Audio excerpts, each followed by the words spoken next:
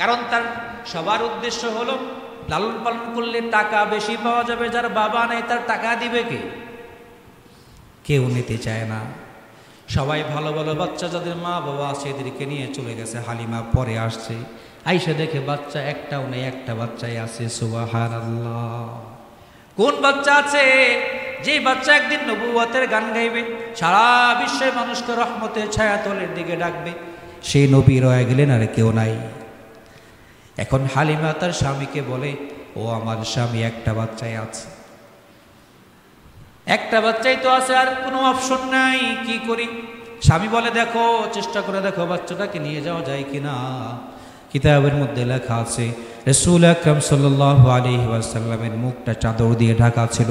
হালিমা যখন তার মুখটা খুললেন, নবীজি এত সুন্দর করে হাসি দিলেন, হালিমা দিল প্রাণ তার জন্য দিয়ে দিলেন। সুবহানাল্লাহ। পৃথিবীর শুরু থেকে শেষ পর্যন্ত দেখেছি আমি জিবরাইল, এত সুন্দর বাচ্চা জীবনেও দেখি নাই। সুবহানাল্লাহ। কিতাবওয়ালা লেখে, আল্লাহ যদি তখন কথা বলতে পারতেন, আল্লাহ নিজেই বলতেন, এত সুন্দর বাচ্চা আমি নিজেই কোনো সময় সৃষ্টি করি নাই। সুবহানাল্লাহ। তার স্বামী বললেন, আসাল্লাহু আইয়াজআল লানা ফীহি বারাকাতান।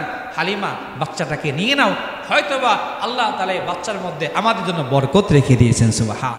মোহতারাম হাজিরিন, আজকের আলোচনার বিষয়বস্তু হলো হুজুর সাল্লাল্লাহু আলাইহি ওয়াসাল্লামের জন্মকালীন বিভিন্ন বরকতপূর্ণ ঘটনাসমূহ। আল্লাহ তাআলার কাছে তৌফিক কামনা করি, আল্লাহ তাআলা যেন উক্ত বিষয়ে কোরআন এবং হাদিস থেকে সহিহ শুদ্ধ কথাগুলো আমাদেরকে বলবার, শুনবার এবং সেই অনুযায়ী আমাদেরকে উপকৃত হওয়ার তৌফিক দান করেন। সকলে পড়ুন আমিন।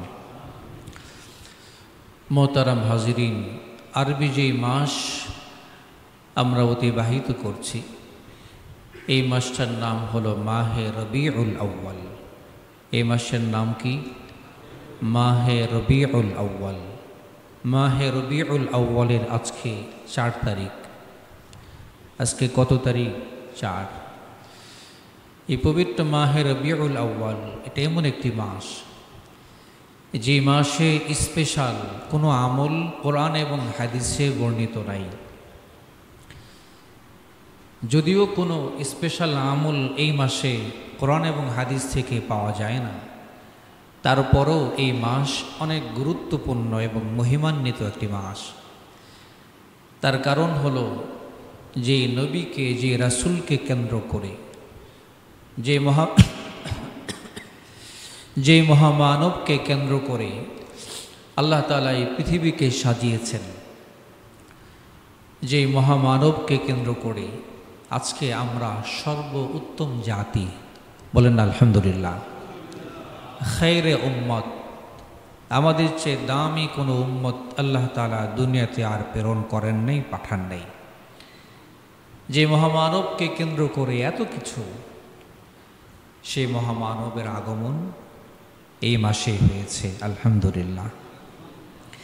এজন্য যে নবী না আসলেই আমাদের এত মূল্য থাকতো না। আল্লাহ তাআলা এই ধরাকে এত সুন্দরভাবে, চমৎকারভাবে সাজাইতেন না। সেই নবীর আগমনের যেমন মাস, নবীর প্রস্থান, দুনিয়া থেকে বিদায় নেওয়ার মাসও পবিত্র মাহে রবিউল আউয়াল। নবীজি সাল্লাল্লাহু আলাইহি ওয়াসাল্লামের বরকতপূর্ণ আগমন, তার শুভাগমন, দুনিয়াতে তার এই আগমন করা, এটা আমাদের জন্য অত্যন্ত বরকতের, রহমতের বিষয়। কারণ নবীজি সাল্লাল্লাহু আলাইহি ওয়াসাল্লাম এই বিশ্ববাসীর জন্য রহমত স্বরূপ। সুবহানাল্লাহ। ওমা আরসালনাকা ইল্লা রাহমাতাল লিল আলামিন। আল্লাহ নবীকে উদ্দেশ্য করে বলেন, হে হাবিব, আমি আপনাকে বিশ্ববাসীর জন্য রহমত স্বরূপ পাঠিয়েছি। সুবহানাল্লাহ।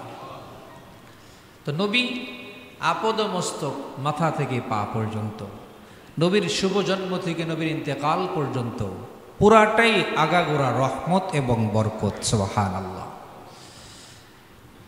নবীজির বরকতপূর্ণ জন্ম নিয়ে আলোচনা, তার শুভ জন্মের মধ্যে পালন করার মতো আমাদের জন্য কিছু নাই। সেখান থেকে শিক্ষণীয়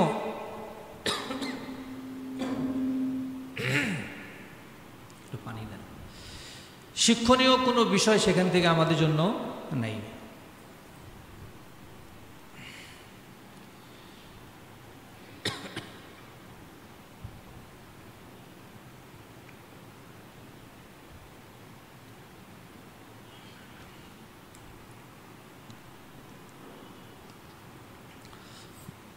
মোহতারাম হাজিরিন, যেই কথা বলছিলাম, রাসূল সাল্লাল্লাহু আলাইহি ওয়াসাল্লামের আগাগোড়া শুরু শেষ সব কিছুই রহমত এবং বরকতময়। তার শুভ জন্ম এটাও আমাদের জন্য অবশ্যই বরকতময়, রহমতের কারণ। নবীজি সাল্লাল্লাহু আলাইহি ওয়াসাল্লামের যা কিছু নিয়ে আপনি আলোচনা করবেন, আল্লাহ তাআলা আপনার ঈমানকে বাড়িয়ে দিবেন, সুবহানাল্লাহ। যদিও তার শুভ জন্ম, সেখানে আমাদের জন্য শিক্ষণীয় ওইরকম কোনো কিছু নাই, কিন্তু তার এই বিষয়গুলো আলোচনা করা, মুযাকারা করা, বলা, শোনা, এর প্রতিটা মুহূর্তে আল্লাহ তাআলা সাকিনা রহমত নাজিল করেন, সুবহানাল্লাহি বিহামদি। তার কারণ হলো তার জন্মের কারণেই তো, তার শুভগমনের কারণেই পুরা পৃথিবী আলোকিত হয়েছে। তিনি যখন আরবে আসেন, আরবের সেই সময়টাকে বলা হয় আইয়ামে জাহিলিয়াত। কি বলা হয়? আইয়ামে জাহিলিয়াত। মূর্খ আরব। এত কঠিন সময় পৃথিবী কোনো সময় পার করেনি, এত মূর্খ মানুষ পৃথিবী কোনো সময় দেখেনি। এত বড় বড় মানুষগুলো আরবের মধ্যে বসবাস করছিল। নবী করিম সাল্লাল্লাহু আলাইহি ওয়াসাল্লাম তখনই আরবের জন্য নয়, শুধু সারা বিশ্বের জন্য রহমত স্বরূপ আগমন করেছেন, সুবহানাল্লাহ। এজন্য আগেই বললাম, তার জন্ম, সেখানে আমাদের জন্য মাউলুদুন নবী, যা নবীজির জন্ম, সেখানে আমাদের জন্য করণীয় বর্জনীয় ওরকম কোনো কিছু নাই। নবীর জন্মের মতো আমরা কি আবার জন্ম লাভ করতে পারবো না। কিন্তু এটা অবশ্যই বরকতের বিষয়, রহমতের বিষয়। এর দ্বারা আমার ঈমান যেমন বাড়বে, আপনার ঈমান বাড়বে। যেই বলবে, যেই শুনবে, প্রত্যেকের ঈমানকে আল্লাহ তাআলা বাড়িয়ে দেবেন। এবং এই আলোচনার দ্বারা নবীর প্রতি ইশক মোহাব্বত আমাদের দিলের মধ্যে আল্লাহ তাআলা আরও দ্বিগুণ করে দিবেন, সুবহানাল্লাহি বিহামদি। মোহতারাম হাজিরিন,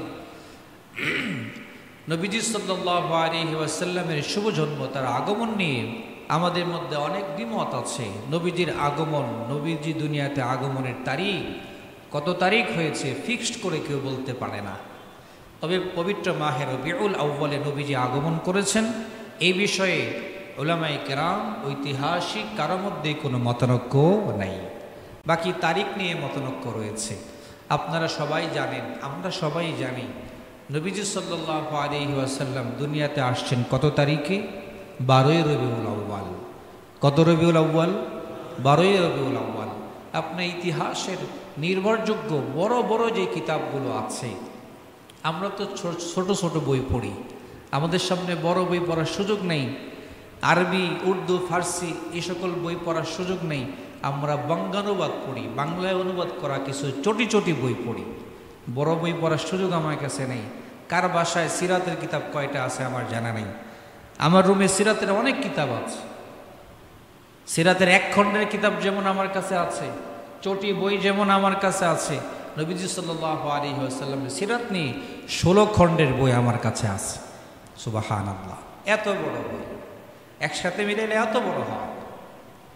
পুরাটাই নবীর জীবনী। আপনি বলবেন সব আসছে না, কিঞ্চিত আসছে, পুরাটা আসা সম্ভব না।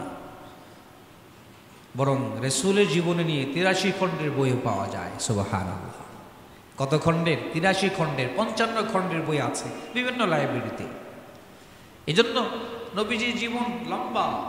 এটা নিয়ে আপনি একটা অংশ নিয়ে আলোচনা করলে বছরকে বছর পার হবে, কিন্তু এই অংশে আলোচনার হক আদায় করা সম্ভব হবে না। আমরা তো কিঞ্চিত আলোচনা করতে পারি। চম্পক অংশ, যেটা মূল আকর্ষণীয় অংশ, সেটা আমরা বলতে পারি। মোহতারাম হাজিরিন, নবী করিম সাল্লাল্লাহু আলাইহি ওয়াসাল্লামের জন্ম রবিউল আউয়াল মাসে হয়েছে, এ নিয়ে কোনো মতানৈক্য নেই। নবী দুনিয়াতে সোমবারের দিন আসছেন, এটা নিয়েও কোনো মতানৈক্য নেই।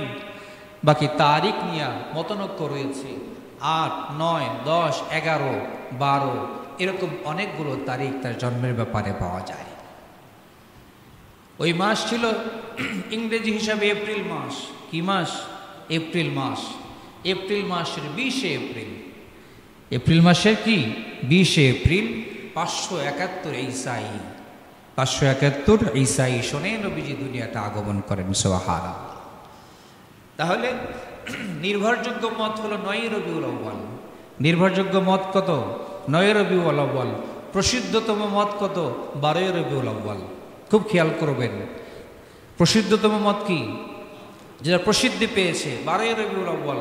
কিন্তু নির্ভরযোগ্য সনদের উপর ভিত্তি করে যেটা বলা যায়, নবীর জন্ম 9 রবিউল আউয়াল হয়েছে। সুবহানাল্লাহ। 9 হোক, 8 হোক, 10 হোক, 12 হোক, এটা আমার দেখার বিষয় না। আমরা নবীকে পেয়েছি, সেজন্য আমরা আনন্দিত। সুবহানাল্লাহ। কথা বুঝেন নেই? নবীর জন্ম তারিখ ফিক্স নাই কেন?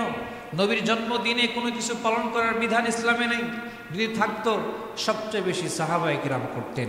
সবচেয়ে বড় আশিক, সবচেয়ে বড় প্রেমিক আবু বকর ছিলেন, তারপরে ওসমান ছিলেন, আলী ছিলেন, ওমর ছিলেন। প্রত্যেকটা সাহাবী নিজের জান, জীবন, যৌবন সব কিছুকে নবীর জন্য উৎসর্গ করার জন্য সদা সর্বদা আর হালতে প্রস্তুত ছিলেন। সুবহানাল্লাহ। তাদের জীবনী ঘাটলে আপনি কোথাও পাবেন না তারা ঈদে মিলাদুন্নবী, যেটা বর্তমানে আমরা পালন করি, বছরে সারা বছর খবর নেই, সারা বছর রাসূলের সুন্নতের কোনো আলোচনা নেই, রাসূলের সুন্নতের কোনো খবর আমার মাথা থেকে পা পর্যন্ত নেই। ঘরে বাহিরে, আমার অফিসে, আমার ব্যবসায়িক প্রতিষ্ঠানে কোথাও সুন্নতের খবর নেই। 12 রবিউল আউয়াল আসলে আমার মধ্যে ইশক এত বেশি জাগে।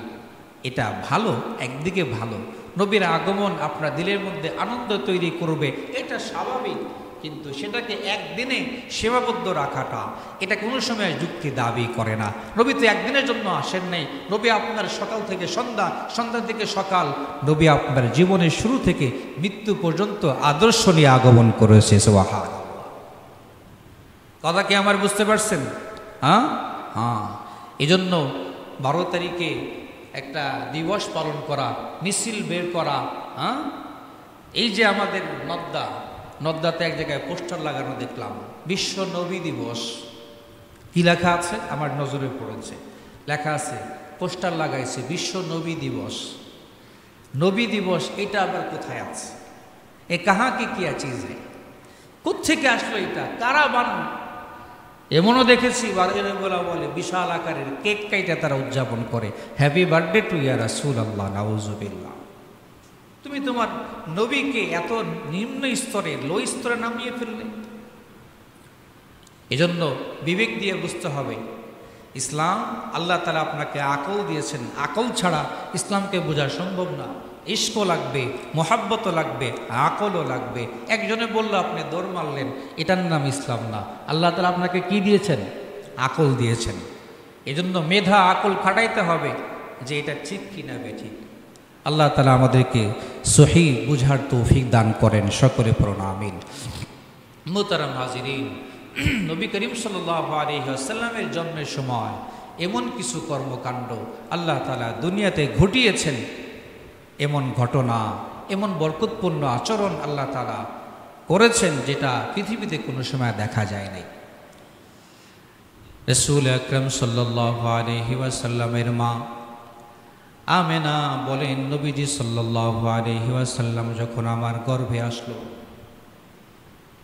আসলে মহিলারা গর্ভবতী হইলে বিভিন্ন আচার আচরণ তাদের মধ্যে প্রকাশ পায়, বিভিন্ন উপলক্ষ তাদের মধ্যে দেখা যায়, চিহ্ন দেখা যায়, নিদর্শন দেখা যায়। পেটটা আস্তে আস্তে ফুলতে থাকে। প্রথম কয়েক মাসে বমি বমি ভাব হয় কি হয় না? সাধারণত মহিলাদের মাথা ঘুরে, বমি বমি ভাব হয়, কিছু খাইতে পারে না। তো সে বুঝতে পারে আমার পেটের মধ্যে একটা বাচ্চা আসছে, যার কারণে আমার শরীরের মধ্যে বিভিন্ন পরিবর্তন চলে আসছে। এটা স্বাভাবিকভাবে বিভিন্ন মহিলাদের হয়ে থাকে। আমেনা বলেন, নবীজি যখন আমার গর্ভে আসলো এমন কোনো কিছুই আমার মধ্যে ঘটে নাই। আমি যেন সাধারণ, আমার মধ্যে কোনো পরিবর্তন নাই। পরিবর্তন যা হলো তা হলো বাহিরে পরিবর্তন।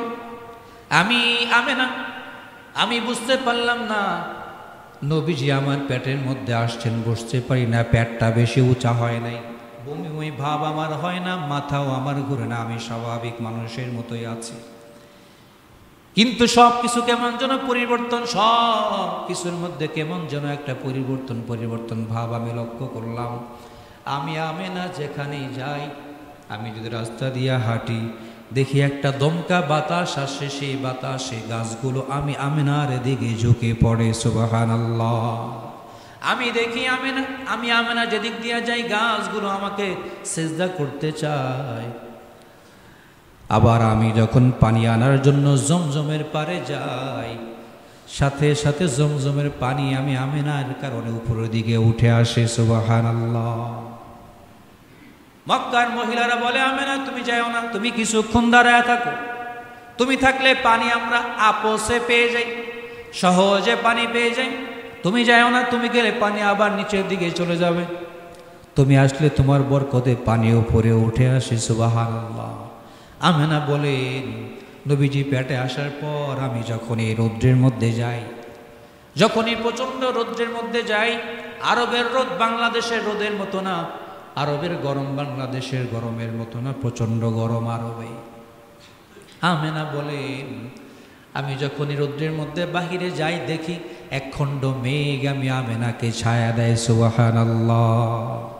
কেমন যেন আমার মধ্যে সব কিছু পরিবর্তন লাগে।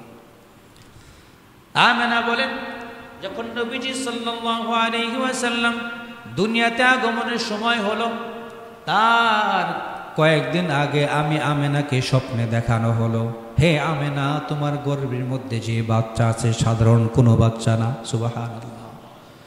তোমার গর্ভে যে বাচ্চা সাধারণ কোনো বাচ্চা না, বিশেষ বাচ্চা। কে সে? সে হলো শেষ নবী, সাইয়্যিদুল মুরসালিন, খাতামুন নবিয়্যিন, মুহাম্মাদুর রাসূলুল্লাহ সাল্লাল্লাহু আলাইহি ওয়াসাল্লাম। আমেনাকে এই সংবাদ আগেই দেওয়া হলো, আর বলা হলো যখন সে দুনিয়াতে আগমন করবে, প্রসব হইতে হবে, তুমি তোমার নাম রাখবে, তার নাম রাখবে মুহাম্মদ সাল্লাল্লাহু আলাইহি ওয়াসাল্লাম। আমেনা বলেন, যেদিন মুহাম্মদ দুনিয়ার মধ্যে আগমন করবে, রাতের শেষ অংশে আমি ঘরের মধ্যে আছি, আমি দেখলাম আকাশে একটা তারকা দেখা যায়, লাল কালারের তারকা। তাওরাতের মধ্যে এই চিহ্ন নিদর্শন ছিল, শেষ নবী যখন আসবেন আকাশের মধ্যে একটা লাল তারকার উদয় হবে। সুবহানাল্লাহ। লাল তারকা যখন উঠল, ইহুদিদের মধ্যে হইচই পড়ে গেল। কি ব্যাপার?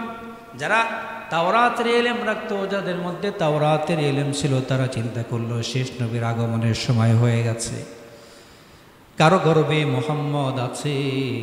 তারা তাদের মহিলাদের মধ্যে খোঁজ খবর নিল, না না না, কোনো ইহুদি মহিলা গর্ভবতী না।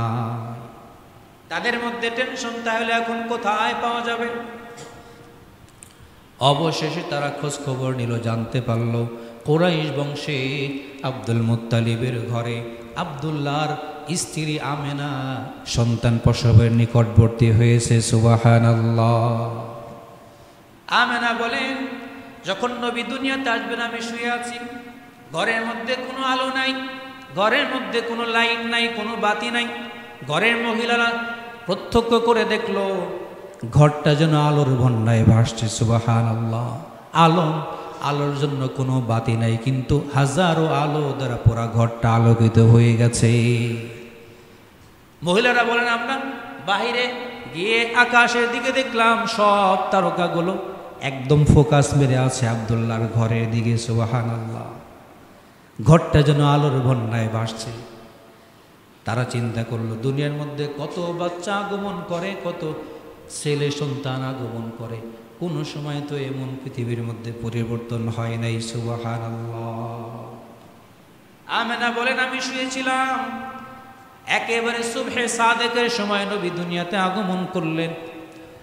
একেবারে সকাল হবে বাপ, যখন থেকে ফজরের সময় শুরু হয়, পূর্ব আকাশটা আলোয় একবারে ভরে ওঠে। নবী তখন দুনিয়াতে আসলেন। কেমনে আসছেন?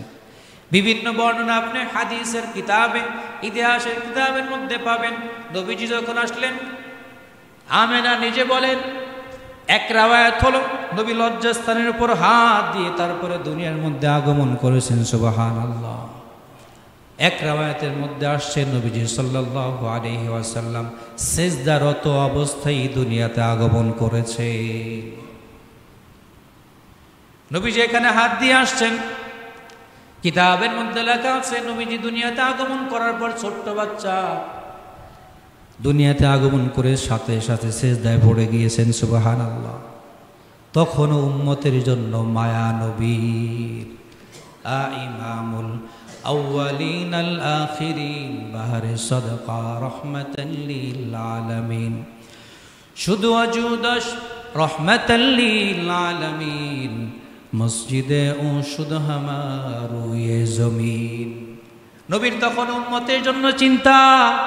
দুনিয়াতে মাত্র আগমন করেছেন, কোন কিতাবে লেখা আছে নবীজির চোখের কোণায় পানি দেখা গেল।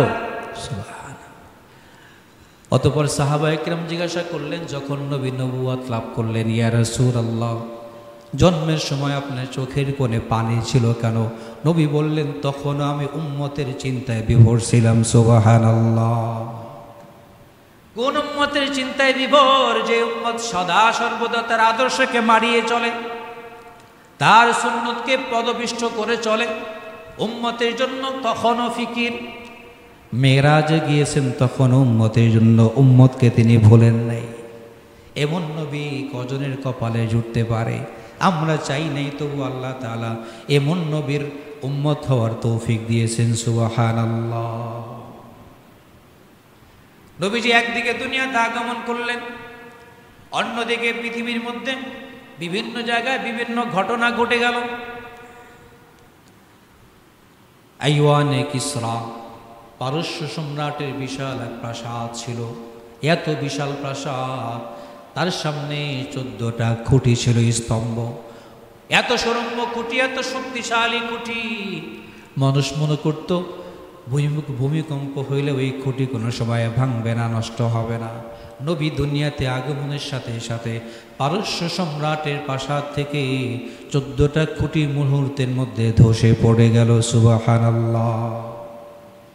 ইরানের মধ্যে অগ্নি পূজকরা 1000 বছর ধরে মূর্তি পূজা করতেছিল, 1000 বছর ধরে। আগুন কোনো সময় নিভে নাই। এই আগুনের পূজা করত ইরানের লোকেরা। নবীজি দুনিয়াতে আগমনের সাথে সাথে 1000 বছরের ঐতিহ্যবাহী আগুন মুহূর্তের মধ্যে নিভে গেল। সুবহানাল্লাহ। ওদিকে পারস্য সম্রাটকে আল্লাহ তাআলা স্বপ্নে দেখাইলেন। পারস্য সম্রাট স্বপ্নে দেখল একটা উট সামনে, পিছনে একটা ঘোড়া সামনে, পিছনে অনেকগুলা উট, পিছনে অনেকগুলা উট, সামনে একটা ঘোড়া। এই ঘোড়া পুরা উটের পালকে নেতৃত্ব দিয়া ফুরাত নদী পার হয়ে পুরা পারস্যের মধ্যে ছড়িয়ে পড়তেছে, পুরা সাম্রাজ্য দখল হয়ে যাইতেছে। পারস্য সম্রাট মুহূর্তের মধ্যে তার ঘুম ভেঙে গেল। পাদ্রীদেরকে ডাকলেন, ব্যাখ্যাকারদেরকে ডাকলেন। ভয়ঙ্কর এক স্বপ্নে আমি রাত্রে দেখেছি। আরবের মধ্যে কোনো নেতৃত্ব নাই, কেন্দ্রীয় কোনো নেতৃত্ব নাই। আরবের মধ্যে বহু ভাগে আরবেরা বিভক্ত, তাদের মধ্যে কোনো নেতৃত্ব নাই। আমি যে স্বপ্ন দেখলাম, আমার স্বপ্নের সাথে বর্তমান বাস্তবতা মোটেও মিলে না। ব্যাখ্যাকাররা বলল, আপনি কি স্বপ্নে দেখলেন? তিনি বললেন, এক পাল উট, তার সামনে একটা ঘোড়া। এই ঘোড়ার নেতৃত্বে পুরা উটের পাল ফোরাত নদী পার হয়ে পুরা সাম্রাজ্য দখল করে ফেলতেছে। আমাদের সাম্রাজ্য বেদখল হয়ে যাইতেছে। স্বপ্নটা ভয়ঙ্কর। এই স্বপ্নের ব্যাখ্যা তোমরা বলো। একদিকে 14টা খুঁটি খসে পড়েছে, অন্যদিকে তিনি এই স্বপ্নে দেখলেন। ব্যাখ্যাকাররা বলল, এর ব্যাখ্যা হলো এটা, আজকে রাতে আরবের মধ্যে এক শিশুর জন্ম হয়েছে। সুবহানাল্লাহ। এই শিশুর নেতৃত্বে এই ভেঙ্গে চোরা পোড়া আরব তার নেতৃত্বে ঐক্যবদ্ধ হবে। শুধু ঐক্যবদ্ধ হবে তাই নাই, পুরা পৃথিবীটাই তার দখলে চলে আসবে। সুবহানাল্লাহ। বলে 14টা খুশি কেন খসে পড়ল? ব্যাখ্যাকাররা ব্যাখ্যা করলো, আপনা থেকে নিয়ে 14 জন বাদশাহ শেষ হওয়ার পরে এই সাম্রাজ্য মুহাম্মদের দখলে চলে যাবে। সুবহানাল্লাহ। বাদশাহ মনে করলেন সমস্যা নাই, 14 জন যাবে, তারপরে হবে। বাদশার খবর নেই, অল্প টাইমে সবাই মারা গেল। ওসমান গনি রাদিয়াল্লাহু তাআলা আনহুর যুগে পারস্যটা মুসলমানদের দখলে আসছে। সুবহানাল্লাহ। মোহতারাম হাজিরিন, গত জুমায় আপনারা যে দান করেছেন, সেখান থেকে 11,100 26 টাকা উঠেছে, আলহামদুলিল্লাহ, সুম্মা আলহামদুলিল্লাহ।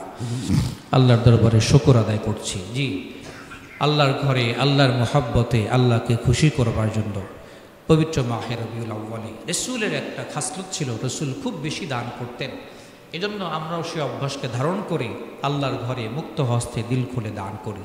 আল্লাহ আমাদের দান কবুল করুন, সকলে পড়ুন আমিন। জি, দোতলা, তিনতলা, চারতলা যেখানে দান বাক্সগুলো আছে চালু করে দেন, সকলেই শরীক হন। আল্লাহ আমাদের দান কবুল করুন, সকলে পড়ুন আমিন। মোহতারাম হাজিরিন, সব দিকেই বিশাল এক পরিবর্তন, সব দিকে বিশাল পরিবর্তন। আল্লাহু আকবার, সুবহানাল্লাহ, আলহামদুলিল্লাহ। নবীজি আগমন করলেন, দিন যায়, কয়েকটা দিন চলে গেল। যখন 7ম দিন আসলো, আপনারা জানেন একটা বাচ্চা জন্মের কতদিন পর? 7 দিনের দিন আকিকা করা, তাহনিক করা, তার নাম রাখা, এই সবগুলি কততম দিনে সুন্নত? 7ম দিনে। কততম দিনে? 7ম দিনে। আমরা অনেকে করি, অনেকে করি না। নবীর নাম কিন্তু 7ম দিনে রাখা হয়েছে, সুবহানাল্লাহ। নবী জন্মের পর যখন 7ম দিন আসলো, আব্দুল মুত্তালিব চিন্তা করলেন, যেই বাচ্চায় আমার নাতিটাকে দেখে সেই প্রশংসা করে, যেই আসে যেই দেখে সেই মুগ্ধ হয়ে যায়। যেহেতু সবাই তার প্রশংসা করে, তার নাম আমি রাখলাম মুহাম্মদ। সুবহানাল্লাহ। মুহাম্মদ শব্দের অর্থ প্রশংসিত, প্রশংসিত। কিন্তু মুহাম্মদ শব্দের অর্থ শুধু প্রশংসিত বললে ভুল হবে। মুহাম্মদ এমন সত্তাকে বলা হয় আল্লাহর পরে পৃথিবীর মধ্যে যার সবচেয়ে বেশি প্রশংসা করা হয়। সুবহানাল্লাহ। নবীর আর একটা নাম হলো আহমাদ, আছে না নাই? নবীর এক নাম যেমন মুহাম্মদ, আর এক নাম কি? মুহাম্মদ মানে যার প্রশংসা সবাই করে, যার চেয়ে বেশি প্রশংসা কারো করা হয় না। আহমাদ, নবীর একটা নাম আছে আহমাদ। আহমাদ নামের অর্থ কি? আহমাদ নামের অর্থ হলো এমন সত্তা যে সবচেয়ে বেশি আল্লাহ তাআলার প্রশংসা গায়। সুবহানাল্লাহ। মুহাম্মদ মানে যার প্রশংসা সবচেয়ে বেশি করা হয়। আহমদ এমন সত্তাকে বলা হয় যিনি পৃথিবীর মধ্যে সবচেয়ে বেশি আল্লাহ তাআলার প্রশংসা করেন। সুবহানাল্লাহ। তার প্রশংসাও করা হচ্ছে, তিনি সবচেয়ে বেশি প্রশংসা আল্লাহ তাআলার করেছেন। তার নাম রাখা হলো মুহাম্মদ, এমন সত্তা যার প্রশংসা, জিসকি তারিফ সবই নে করতে হয়, সবাই করে, এমন সত্তা হলেন মুহাম্মদুর রাসূলুল্লাহ সাল্লাল্লাহু আলাইহি ওয়াসাল্লাম। মোহতারাম হাজির, সময় শিল্প, সময় সীমিত। আরবের একটা সিস্টেম হলো বাচ্চাদেরকে তারা কাছে রাখে না। সঠিক ভাষা, সঠিক শব্দের উচ্চারণের জন্য তারা গ্রামের দিকে পাঠিয়ে দেয়। এখন গ্রামে শুদ্ধ ভাষা আমাদের নাই। শহরের ভাষা কিন্তু জগা খিচুড়ি মার্কার ভাষা, ঠিক না? নোয়াখালীর লোক যেমন আছে, বরিশাল্লাও আছে, আমাদের টাঙ্গাইলের লোকও কিন্তু আছে, ঠিক না? এখন সব মিলে জিলে আপনি যদি আমার সাথে কথা বলেন, আপনি শুদ্ধ ভাষা পাবেন না, কোনো সময় এক একটা চলে আসবে, কারণ সবার সাথে তো আমার মিল তাল। এজন্য আরবের মধ্যে সিস্টেম ছিল বাচ্চাদেরকে সঠিকভাবে লালন পালন করার জন্য, সেজন্য সুন্দর পরিবেশে বেড়ে উঠতে পারে। ঢাকার পরিবেশ কিন্তু ভালো না, কারণ ঢাকার মধ্যে এই গাড়ি চলতেছে, তার ধোঁয়া, বিভিন্ন মিল ফ্যাক্টরিয়ার ধোঁয়া আছে না নেই, বাতাস, দূষিত বাতাস। আরবে এমনটা ছিল, বাচ্চাদেরকে সুন্দরভাবে লালন পালন করার জন্য গ্রামের দিকে পাঠায় দিত। ছোট্ট ঘটনা বলি, এই যে রাসূল যেখানে বসবাস করতেন মক্কা, তাই তার পাশে একটা জায়গা আছে যেখানে আল্লাহ তাআলা আমাদেরকে নিয়েছেন। বনু সাদ গোত্রের বসবাস। কোন গোত্র বলেন? বনু সাদ গোত্র। বনু সাদ গোত্রের মহিলারা বাচ্চা নেওয়ার জন্য আসলো। এদের মধ্যে সৌভাগ্যবতী এক মহিলা ছিল, নাম হলো হালিমাতুস সাদিয়া রাদিয়াল্লাহু তাআলা আনহা। তার ব্যাপারে কিতাবের মধ্যে লেখে তিনি অত্যন্ত গরিব মানুষ ছিলেন, একেবারেই গরিব।